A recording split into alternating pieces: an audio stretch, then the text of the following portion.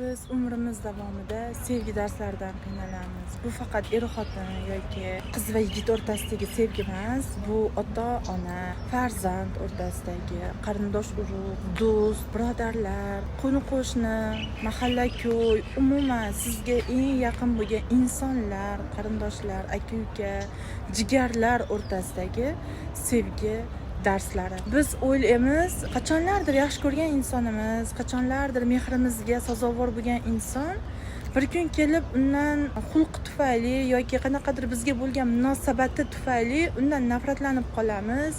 O'zimizni qandaydir his qilamiz. Keraksizdek, noto'g'ri odamga sevgimni berdim, men noto'g'ri qildim, men yaxshi emasman, men yomonman yoki u yomon, u meni tushunmaydi. Shunaqa narsalar, nafrat, norozilik, tushunmovchilik hammasi sevgini ustiga bostiriladi. Agar sevgini ustini norozilik bilan, hissiyotlarimiz bilan, xafalik bilan, kelishmovchilik bilan yopib tashlagan bo'lsak, uni tagida sevgi yo'q degani bas.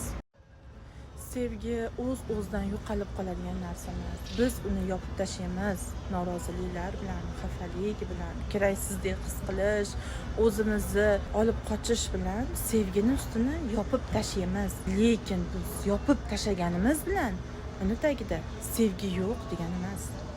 Sevgi bor. U o'z-o'zidan yo'qolib qoladigan narsa emas. Biz kimdandir nafratlandik, bo'ldi unga sevgi yo'q, bo'ldi uni sevmayman degani bas. Mayli, kerak emas o'sha inson, usiz ham hayotim binoyiga o'tyapti, usiz ham maza qilib yashayapman. Menga er nimaga kerak yoki men nima qilaman, bu nafratlanaman, bo'ldi, yopdim bu mavzuni, ochmayman, qaragim kelmayapti deyishingiz tabiiy. Shunaqa deyishingiz tabiiy. Lekini bor.